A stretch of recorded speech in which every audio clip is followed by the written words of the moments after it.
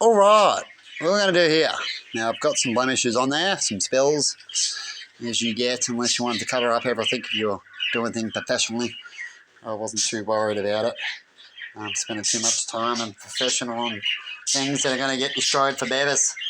But I still want to show my point and represent what I do and have my furniture pieces around, but also be functionable for the things I need it to be functionable for. And I just discussed a little bit about what I'm going to do here and the little story about it. Loch Ness Monster and its friend, and why I'm going to leave certain things, as it'll take a little bit more time up to make it perfect, and I don't need to do that as I've already got this epoxy slamming me back on a few things, and I come up with a good story for them, what they represent. If you can come up with something, it's like fixing a problem, like you either fix a problem or we go, hey, we'll do this with it instead. And that's what I did when it comes to a certain video clip that I just did earlier, which I'll talk about more in the future. But I want to talk about right now about this part here. What am I going to do with the last little part? So we've got all the other story connected together about connection of the earth and to animals and all that.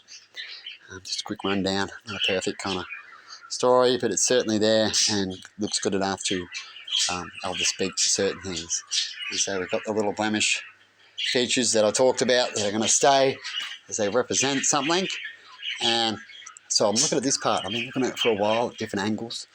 Things at different angles. You see different things. And then you can sort of miss the squiggle out, as I was talking about earlier, about how if you do want to go with it or you don't want to go with it. All depends on yourself, right? And when you sit there and look at it, what do you see? What's in your mind at the time you see? And all that type of thing. So that's why sometimes there's too much on your mind.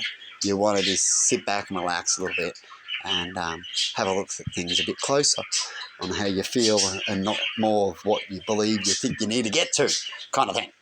And so I'm just going to give you some light now. I'll give you another look here. What do you see straight away there? What do you see? You see how I put a picture up, pictures, and you can see two different things and stuff like that. This is a similar thing. And we're talking about twos lately. And I'm going with nature, and you go with nature, certain things will happen. And you can see things.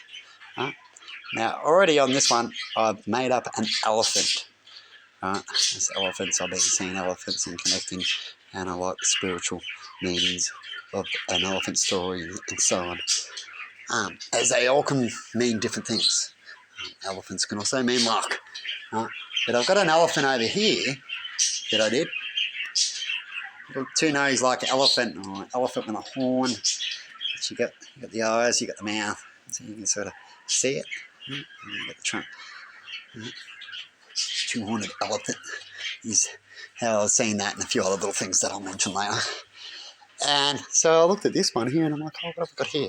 I've talked about the 5-claw tiger, and about why I've done 5 to add humans to nature, human feelings and ways, instead of a help, should I say, and understanding instead of just taking and wanting and getting upset that I don't get.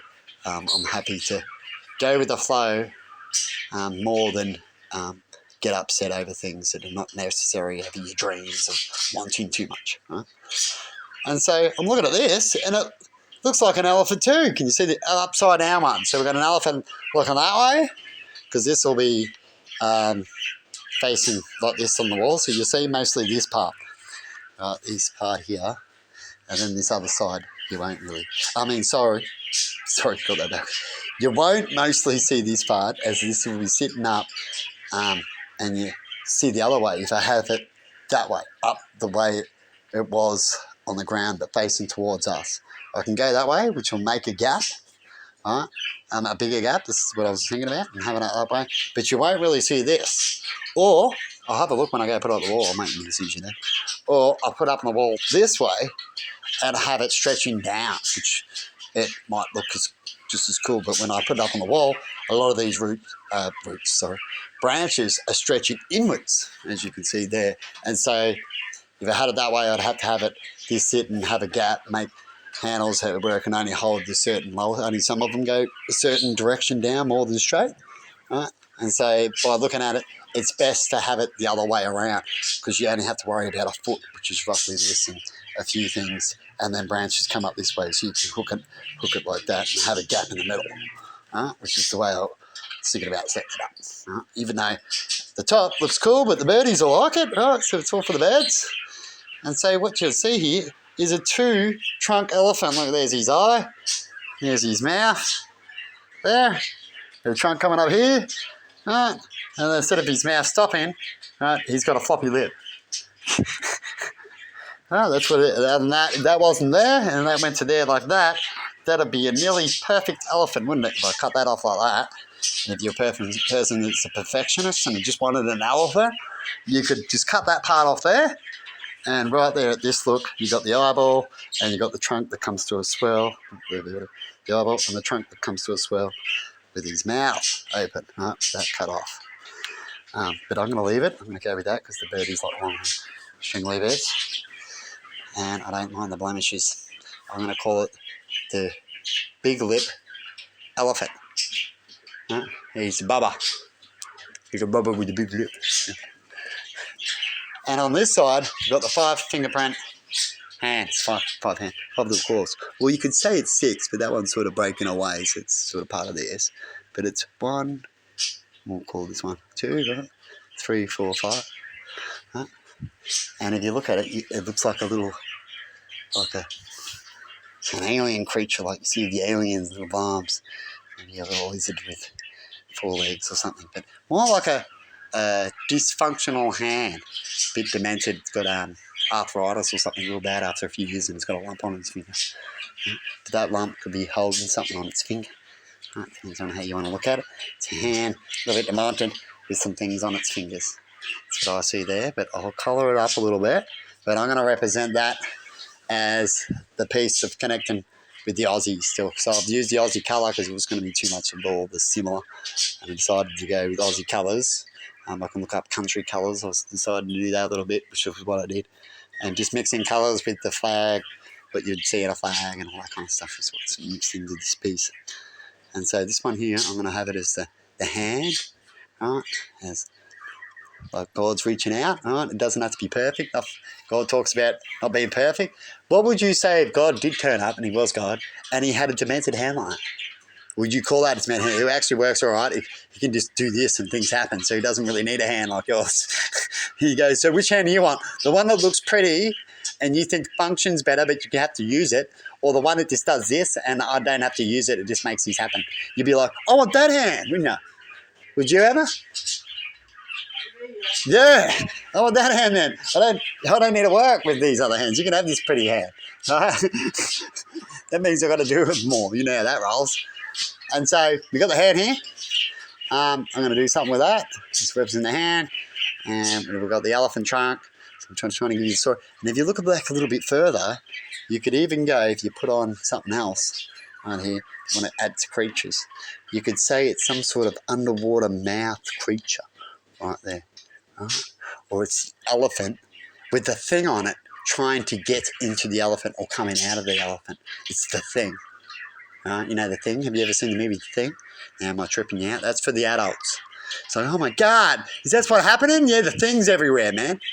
But now, I thought I'd quickly have a little explain about how I do things, how you should look at things, how you can go many different ways. Everything's unique. If you want something unique, there's plenty of uniqueness out there. It's not all about wanting all to be the same, because you end up getting to a point. It's cool to have something similar, right? And to be similar with little groups around us, and that's what we should have. But 100 million similars, like the whole town's the same, all the joints are the same. It gets a little boring, don't you think? And life shouldn't function like that. Otherwise, we'd just all come to the singularity and just become the same of that. You know what I mean? You're rushing off to that too quick. And then it needs to do what it needs to do and goes boring, so it goes, right? And that's the repeat of the world a little bit. But anyway, I'll see what happens with the colours. We're going to go more of a colourful kind of elephant. I'm going to go with some more of that grey type of colour that I used before. I was mixing in a few different colours, and that's what it turned out. Trying to get a black. And then you get more of a grey. Doesn't always work when you mix in a lot of colours. You've got to mix in a lot. And definitely with things that are light, they come up light like this would. When you have something already dark, it's easy to get a dark black colour, mixing colours, until you shine the light on it. So in the shade, it's dark, like you can see there. But then when you shine the light on it, it's not really dark at all. It's just the angle of the light, shade, certain things like that. These look pretty cool. They remind me of why I wanted to go this style, like bird feathers. And they look cool. And I want a tattoo like it too, like a realistic tattoo pictures. Like that it shines and has layers within layers kind of thing, some detail. If I ever go to get a tattoo, I've thought about tattoos and I've made some designs up already and been to an artist, and I'm looking at $1,500 roughly. Said about 12 when I went there a few years ago, but probably $1,500 to $2,000 for a little tattoo about that big as my hand really. But detailed, like a photograph is what I mentioned to him. But I'd want it sort of like that as it comes out. As our body's our temple, and if I'm going to have something on there, when it comes to tattoos, I'm not just going to go too basic. I could if I wanted to, a lot of people do. Thumbs up to you. I even go, oh yeah, cool, and think they're pretty cool with some of them, definitely when they mean numbers for them and certain things, but I'm make sure I'll be ready for a certain picture. So I've already got a few designs, a couple of different designs. I'm not going to say I'm going to have all of them, and it represents, one of them's got Stella in it. It's amazingly a dog design with a bit of CF, some roses and stuff like that. And then I've got a more of a CF design one that I made for myself if I went to go make a CF one. I did that years ago, and I put them away, checked out how much it'll cost me, and then left it as that, as you can only do so much. And I've decided to put my efforts and priorities in other areas since then. I've just not enough money to worry about that situation, really, unless you get to that part where you go, I just want a tattoo, and that's just not me. I don't usually just want anything except something that I know that really helps me, which was a vehicle and certain things like that in life. But other than that, it's not too much. So you let me know what you think about that and what you see. So we've got that angle, right? And then on this side, it's really not that much pretty. It's just got a little stick, a point sticking out. I get a little eye here. We could say, actually, right here. Oh, right there. What does that look like? That looks like a devil with a microphone. See if I can put that in. Can you see it? I'll show you. Here's an eye. Here's an eye. Here's its mouth. There's its mouth. There's its microphone in the background. See all this angle? And there's its two horns. See if I can get that colour in. Check this one out. Yeah, I'll show them the picture of it. Check it out in the picture. See, the devil on its microphone. There's his mouth. I saw it in the... Oh, you can see it in the shadow. It's not going to show you the thing, but it's showing a shadow right there. Yeah, there you go. So on this angle, we actually do have something. We have the worm devil on its microphone. Now, doesn't that sound familiar? Anyway, have a good one, and see you later.